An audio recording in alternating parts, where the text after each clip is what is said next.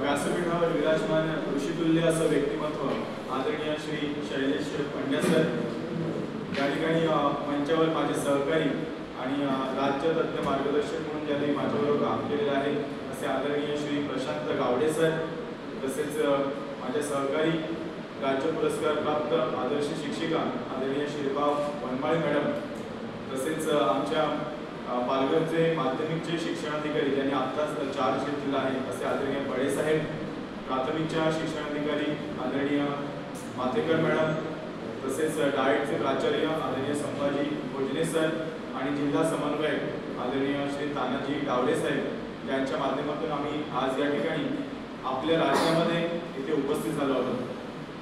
आदरणीय पंड्या साहेब, इथे सांगू इच्छितो की आपल्यावरती ब्रिटिशांनी 150 वर्ष राज्य केलं आणि त्यांनी कामगार तयार केले, कारकून तयार केले, असे कारकून की जे फक्त लिखाणपडी करतील आणि एवढी नैसर्गिक साधनसंपत्ती असताना सुद्धा या साधन संपत्तीचा आपल्याला कोणत्याही पद्धतीने आपली साधन संपत्ती असून सुद्धा त्याचा वापर कसा करायचा आणि कच्च्या मालाचे रूपांतर हे पक्क्या मालामध्ये कसे करून त्याचा बिझनेस करता येईल किंवा व्यवसाय करता येईल आणि स्वतःच्या पायावर आपल्याला उभे कसे राहता येईल याचं कोणत्याही पद्धतीने शिक्षण दिलं नाही.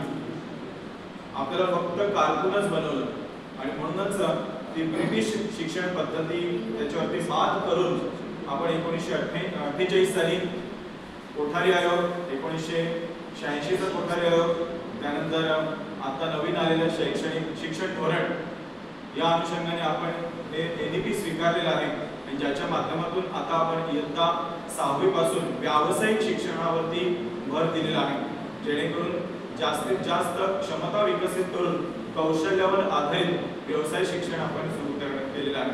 आणि म्हणून हे कशा पद्धतीने आपण हे शिक्षण तुमच्यापर्यंत पोहोचवणार आहोत यासाठी क्षमता वृद्धी शिक्षक प्रशिक्षण पहिला टप्पा हा खऱ्या अर्थाने इथे होतोय. महाराष्ट्रामध्ये दुसरा टप्पा देखील पूर्ण झालेला आहे आणि म्हणूनच हे शिक्षण हे प्रशिक्षण आपण 5 दिवसांमध्ये इथे पूर्ण करण्याचा प्रयत्न केलेला आहे. प्रत्यक्षात हे खरोखर अधिक अजून देता आलं असतं, परंतु 5 दिवसांमध्ये आम्ही देण्याचा प्रयत्न केलेला आहे. मला सांगायला अभिमान वाटतो की महाराष्ट्रापेक्षा सुंदर शाळा आम्हाला दादरा नगर हवेली या ठिकाणी पाहायला मिळाली. मी स्वतः शिक्षक देखील आहे आणि पत्रकार देखील आहे.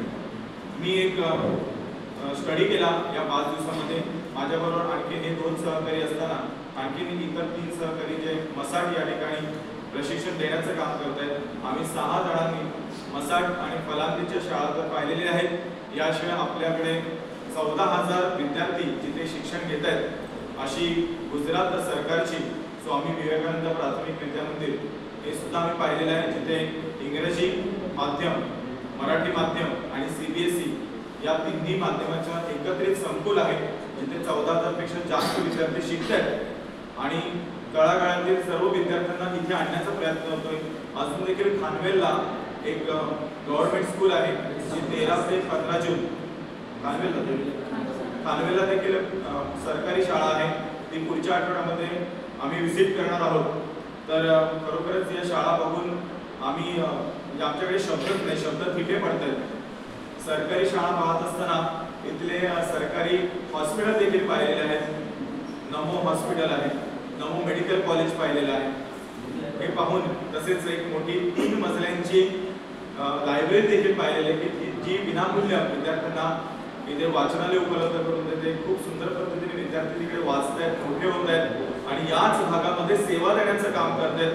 तर महाराष्ट्रातील देखील विद्यार्थ्यांना आम्ही सांगू की जास्तीत जास्त विद्यार्थ्यांनी दादरा नगर हवेली, सिल्वासा, दमण, दीव या ठिकाणी ॲडमिशन्स घ्या, इथे सेवा करण्याचा प्रयत्न करा किंवा शिकून आपण महाराष्ट्रामध्ये सेवा देण्यासाठी येऊ शकतात. विनामूल्य शिक्षण इथे उपलब्ध आहे. तर एक सिल्वासा पॅटर्न या पद्धतीचं आम्हाला एक नवीन पाहायला मिळालं आणि माझ्या पुढच्या बातमीमध्ये सिल्वासा पॅटर्न यावर आधारित सुंदरसा लेख देखील आपल्याला पाहायला मिळेल, जो पॅटर्न आम्ही महाराष्ट्रात मसाट आणि फलांनी या दोन्ही ठिकाणी आम्हाला चांगले प्रशिक्षणार्थी इथे लाभले की ज्यांना आम्ही प्रशिक्षण देऊ शकलो. खरं तर आम्ही तुमच्याच सारखे आहोत, आम्ही खूप सामान्य आहोत, परंतु थोडंसं एक वेगळ्या पद्धतीचं प्रशिक्षण आम्ही कुठेतरी घेतलेलं आहे आणि तुमच्यापर्यंत ते देण्याचा प्रयत्न करीत आहोत. माहितीने कुठपर्यंत पोहोचलेला आहे परंतु ते आपल्यामध्ये आम्ही उतरवण्याचा प्रयत्न केलेला आहे. 9 जून पासून आपल्या शाळा उघडत आहेत. महाराष्ट्रातल्या शाळा 16 जून पासून उघडत आहेत. 9 जून पासून आपण विद्यार्थ्यांचं स्वागत करणार आहे आणि त्यांच्यामध्ये सर्वप्रथम त्यांचा क्षमतेचा विकास हा आपल्याला करायचा आहे. जर क्षमतांचा विकास आपण साधला तर विद्यार्थ्यांचा सर्वांगीण विकास होईल आणि विद्यार्थ्यांचा सर्वांगीण विकास झाला तर नक्कीच आपल्या राष्ट्राचा देखील विकास होईल.